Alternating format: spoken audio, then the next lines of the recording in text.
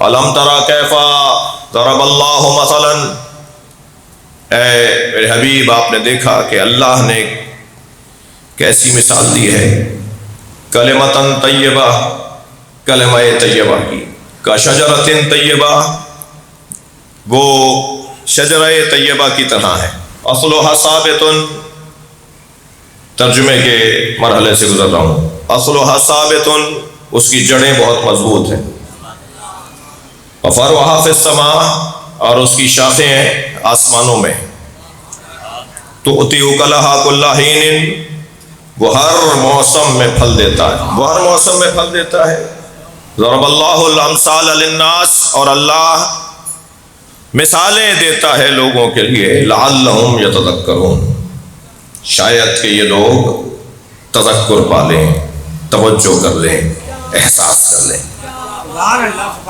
بھائی عقل تو ہے نا، اللہ نے سب سے بڑا ہادی عقل کی صورت میں دیا ہے، اور انبیاء کرام کو عقل تازہ رکھنے کے لیے بھیجا ہے، عقل سالم رہے۔ یہ الفاظ مولا کائنات کے ہیں جو نیچرل بلاغت میں اللہ نے انبیاء کو مبعوث کیا تاکہ عقل کو وہ سالم رکھیں، اور مولا کی تعبیر کے مطابق جب عقل پر ماحول کی گرد چھا جاتی ہے، جم جاتی ہے اور وہ کام نہیں کرتی، تو نبی آتے ہیں اسے تر و تازہ کرنے کے لیے اور اس قابل بنانے کے لیے کہ عقل کام کرنے لگے۔ تو عقل تو ہے نا، لعلہم یتذکرون، یہ مثال ایسے اس لیے دی گئی ہے تاکہ انہیں احساس ہو جائے، انہیں توجہ ہو جائے، یہ خیال کر جائیں، یہ متوجہ ہو جائیں۔ تؤتی اکلہا کل حین، یہ ہر موسم میں پھل دیتا ہے، اور یہ مثال اللہ نے لوگوں کی ہدایت کے لیے دی۔ وکلمۃ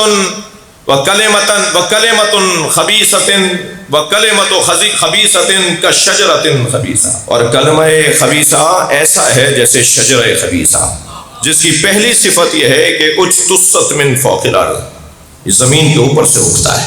اس کی دوسری صفت یہ ہے کہ ما لہا من قرار، اور اسے کوئی قرار بھی نہیں ہے، اسے کوئی استقلال بھی نہیں ہے۔ الم تری کیف ضرب اللہ مثلا، دو چار باتیں تفسیر سے متعلق، دیکھا کہ کیسے تمہارے اللہ نے مثال دی ہے کلمہ طیبہ کی۔ بیٹا کلمہ طیبہ کیا ہے؟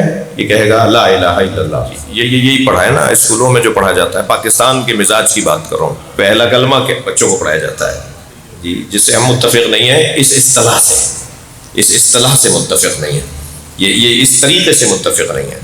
پہلا کلمہ طیب مانے پاک، کیا ہے وہ؟ لا الہ الا اللہ۔ کلمہ طیبہ کشجرۃ طیبہ، بھائی اللہ بہت روشن انداز سے بیان کر رہا ہے، لا الہ الا اللہ کو ذرا جوڑ لیجئے، وہی بنے گا کہ جو 14 معصومین کے عدد بنتے ہیں۔ لا الہ الا اللہ کی طاقت وہی بنے گی جو 14 معصومین کی طاقت بنتی ہے۔ لا الہ الا اللہ کی وہی طاقت بنے گی جو علی ولی اللہ کی طاقت بنتی ہے۔ علی ولی اللہ کی وہی طاقت ہے جو لا الہ الا اللہ کی طاقت۔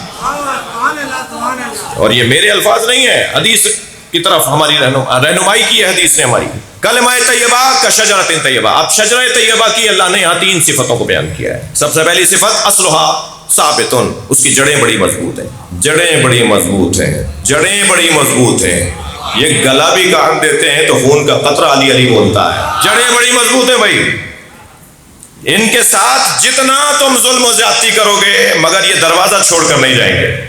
ہم پیدا ہونے سے پہلے کے حسینی، ہم دنیا میں آ کر کلمہ پڑھنے والے نہیں ہیں، ابھی دنیا میں آئے نہیں تھے، ہم دنیا میں آئے نہیں تھے کہ ہم حسین مولا سے آگاہ تھے جی۔ ماں کے شکم میں بچہ بولتا نہیں ہے، ماں کے شکم میں بچہ دیکھتا نہیں ہے، ماں کے شکم میں بچہ سونگھتا نہیں ہے، ماں کے شکم میں بچہ لمس نہیں کرتا، صرف ایک حس کام کرتی ہے، سنتا ہے۔ ہماری ماں جب مجلس میں ہمیں لے جاتی تھی تو ہم ابھی دنیا میں آئے نہیں تھے کہ حسین نام سے آشنا تھے۔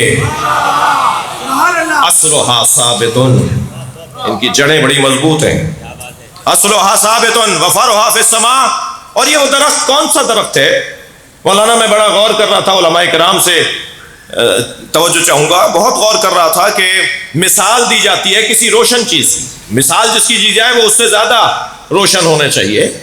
اللہ کہہ رہا ہے کلمہ طیبہ کا شجرۃ طیبہ، کلمہ طیبہ شجرہ طیبہ کی طرح ہے۔ شجرہ طیبہ کی پھر 3 صفتیں بیان ہوئی، اصلھا ثابت فرعھا فی السماء۔ دنیا میں کوئی ایک درخت بتائیے مجھے جس کی شاخیں آسمانوں میں جاتی ہوں، جی بھائی جتنا باردار ہوگا، جتنا ثمربار ہوگا، جتنا ثمردار ہوگا، اتنے ہی شاخیں پلٹیں گی زمین کی طرف۔ اگر درخت جو ہے باردار ہے، ثمربار ہے، تو درخت کی شاخیں پلٹتی ہیں زمین کی طرف۔ یہ کون سا درخت ہے جس کی شاخیں آسمانوں میں جاتی ہیں؟ ہمیں کوئی درخت ڈھونڈنا ہوگا کہ جس کا آسمان والے بھی کھاتے ہوں، آسمان والے بھی جس سے لیتے ہوں۔ وہ کون سا درخت ہے کہ جس کا کھاتے ہیں آسمان والے بھی؟ کیا روشن نہیں ہے؟ کیا روشن نہیں ہے سورہ مبارکہ دہر کا قصہ؟ یہ یتیم مسکین اور اسیر کون تھا؟ یہ جو پنجتن کے دروازے پہ روٹی مانگنے آنے والے کون تھے؟ یہ وہاں والے یہاں سے لینے آئے تھے، اور وہاں والے ان کے بغیر گزارا نہیں ہے ان کا۔ فَرْعُهَا فِي السَّمَاءِ، یہ بھی شاید کسی طرح سمجھ لیا جائے۔ لیکن اس کے بعد تیسری صفت اس درخت کی کیسی ہے؟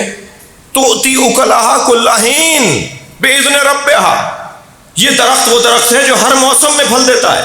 مجھے کوئی دو چار درخت کے ایک درخت کا نام بتائیے جو ہر موسم میں پھل دیتا ہو، جو ہر موسم میں پھل دیتا ہو۔ درخت کا موسموں میں بدلنا یہ کوئی نئی بات تو نہیں ہے، روشن بات ہے۔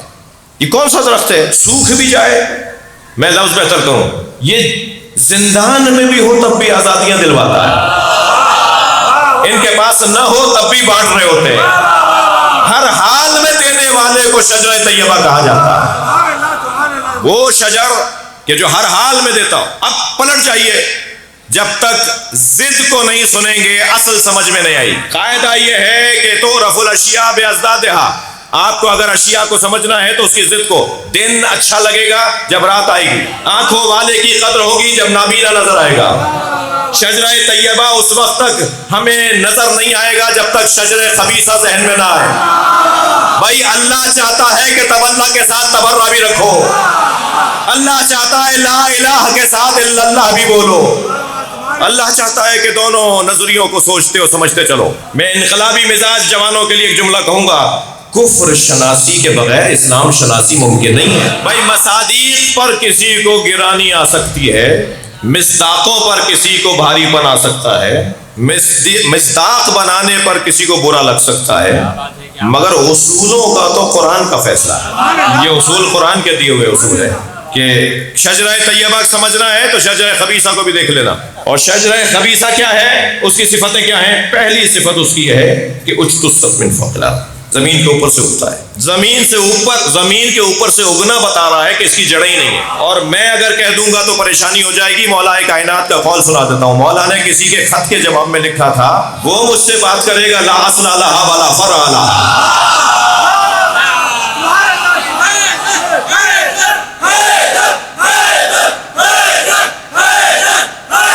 وہ جو اوپر سے اگتا ہے، یعنی ابھی قرآن کی اصطلاح ہے، میں وہ تو پڑھوں گا نا، وہ جو اوپر سے اگتا ہے، وہ درخت جو زمین کے اوپر سے اگتا ہے، جس کی جڑیں نہیں ہیں، جس کی کوئی بنیاد ہی نہیں ہے، جس کی کوئی اساس ہی نہیں ہے،